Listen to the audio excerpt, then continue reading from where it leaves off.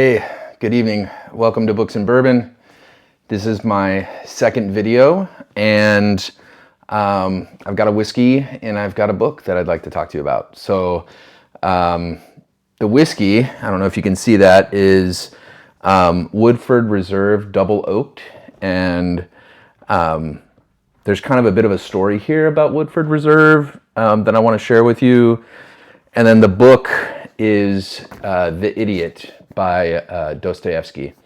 And this isn't actually a book that I'm currently reading, but it's a very important book to me, and I'm going to talk about that as well. So what I was thinking that would be a good format for these is I sort of talk about the whiskeys, I pour out a glass, and while the whiskey is sort of breathing and becoming optimal for tasting, I could talk about the book. And in this episode, there's actually quite a bit of synergy in terms of my life story related to these two products, this bourbon and this book.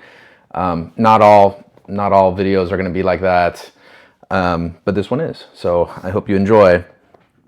To begin with, this is Woodford Reserve Double Oaked, and I learned about what double oaked meant a while back, and it basically means that they age it in a second charred or toasted oak barrel.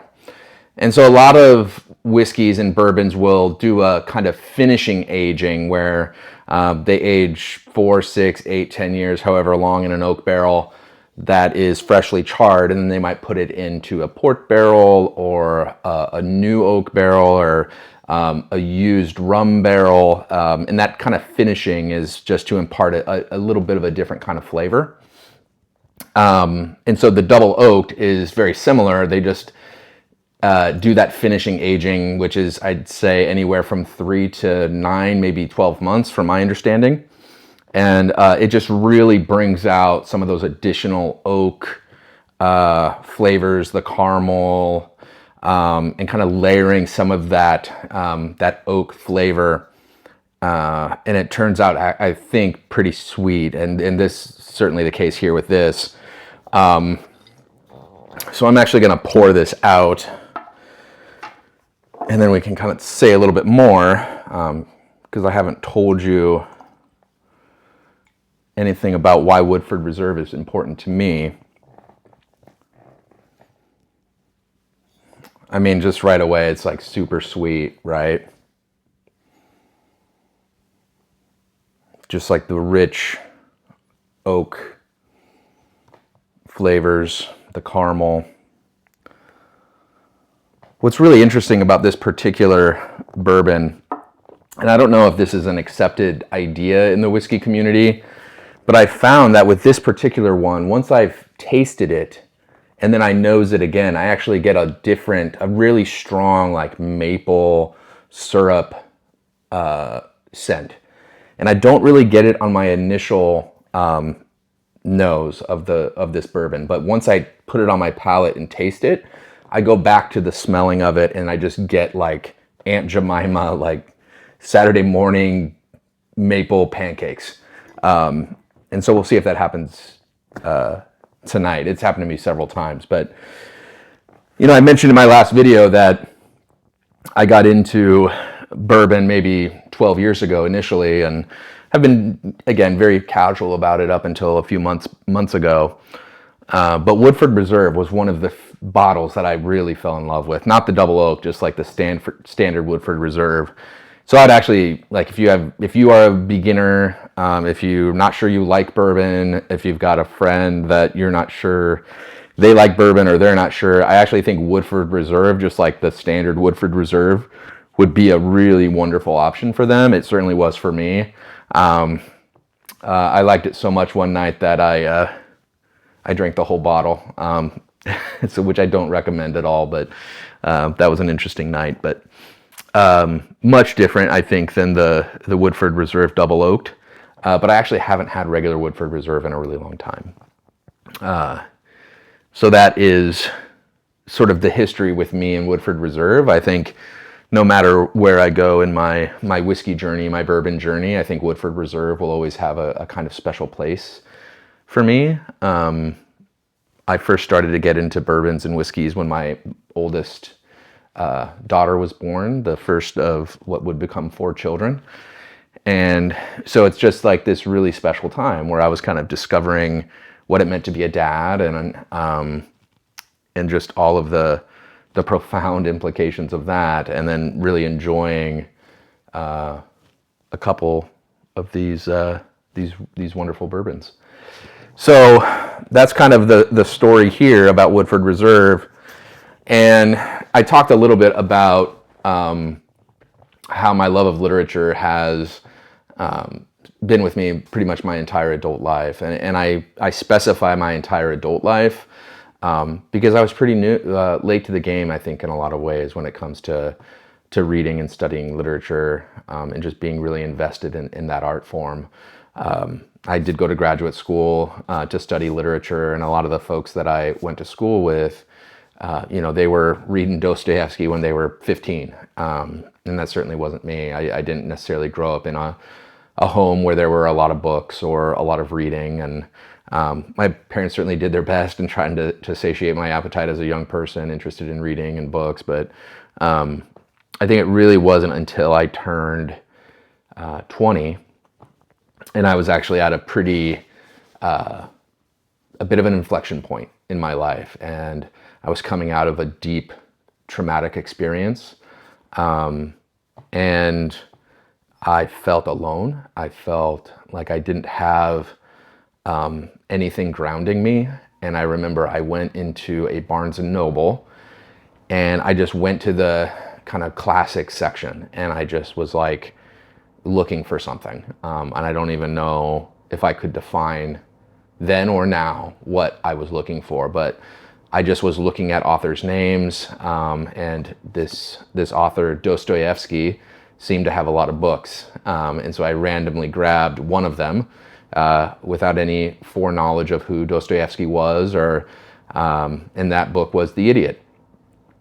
And I read that book, and I can't say I really understood it at the time, but what I did understand is that there was something deeply profound about this book.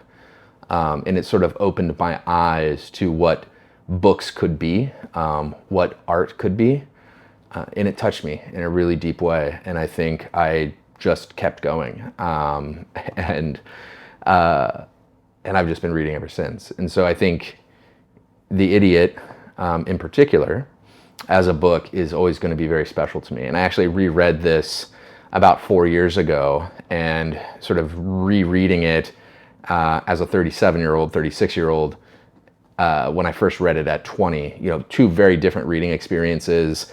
I'd had, years and years of reading lots of different kinds of texts, lots of difficult texts. And so in many ways, my reread, maybe in all ways, was way more accessible for me. And it hit me in a very profound way as well. And I think just the story of Prince Mishkin, and I'm not going to go too deep into the narrative, but just thinking about him as a kind of Christ figure, and what that would actually look like. And so Dostoevsky's thought experiment is, what if you take Jesus and put him into 19th century Russia, and have him be a very loving, tender-hearted person, and what would happen to that person. And the results are very compelling, very tragic, and very worth your attention. And so I'm not going to say this is going to be an easy read, but I'm going to say that it's a worthwhile read. And so maybe a lot different than recommending Woodford Reserve to beginners, because I think it's very palatable and very, very good for beginners. I'm not going to say this is like a beginner book. It's an advanced book, but it's what I began with. And even though I couldn't understand it totally at the time, it hit something deep within me that still resonates. So that's a bit of my history with with Dostoevsky, with The Idiot, with reading in general, and engaging art in that way. So if you've read Dostoevsky, if you've read The Idiot, if you have thoughts about it, I'd love for you to just comment and we can have a bit of a dialogue if possible. Again, very, very new to this channel. I think I've got 2 subscribers now, so that's great. But hopefully some more folks can jump on and we can kind of get a bit of a community going. So now, let's see how this whiskey is doing. It's really mellowed out. I think when I first tasted it or smelled it, I got a lot of oak flavor. And me saying that, like a lot of oak, I've actually had a bit of a journey with discovering what that means, and so that's going to be the subject of a different video. But I don't just throw that out there. I really do think that I smell oak or wood. And just a lot of those like kind of caramel. I'm getting a little bit of apple actually, like some green apple. You can tell I'm a little bit nervous, like I'm not like a whiskey connoisseur at all, but this is just a dude trying his best. So yeah, I'm gonna take a drink.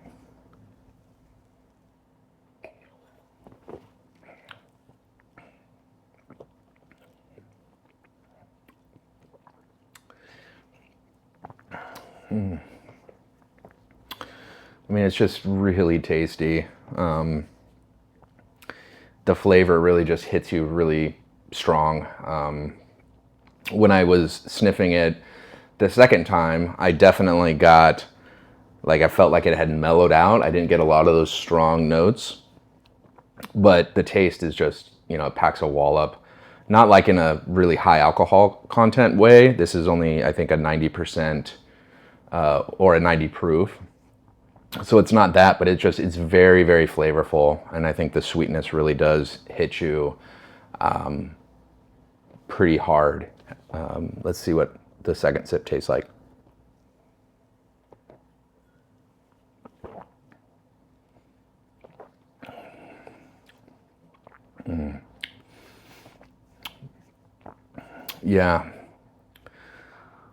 Yeah, I mean, it's delicious. It really is. I'm not going to throw out a whole bunch of like tasting notes, but I think it's just got that kind of classic bourbon feel, but very rich.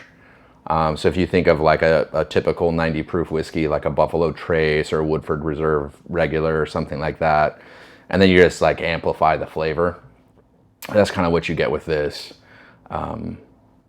But it's really tasty. Like, I love just sipping on this. This is one of those, what they call easy sippers. But it is rich, and so some people don't like that. I know I had my brother over the weekend, and he wasn't too fond of this one. I think he didn't like the sweetness, but I think if you like sweet bourbons, then you're gonna love this.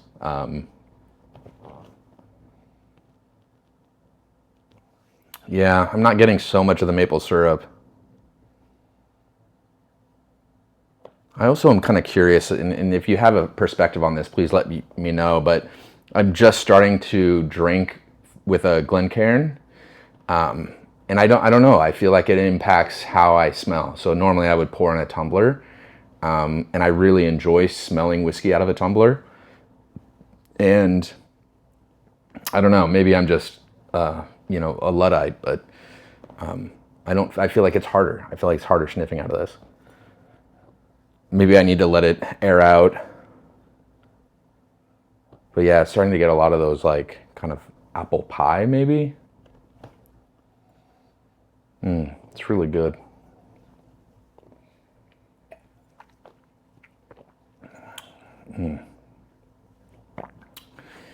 Beautiful sort of dark amber color. But yeah, I mean, it's a beautiful and delicious drink. So yeah, highly recommended by me. So yeah, this is, I guess, the first episode or video. I don't even know if you could call it an episode. That might be sort of silly to call it an episode, but the first video where we kind of go through the routine, and I certainly enjoyed it. I got to taste a really nice whiskey, one of my favorites, and talk about the things that I really care about. So if you enjoyed it, please like the video. If you're interested in hearing more about my journey with bourbon and books and reading, please subscribe, and have a good one. Cheers.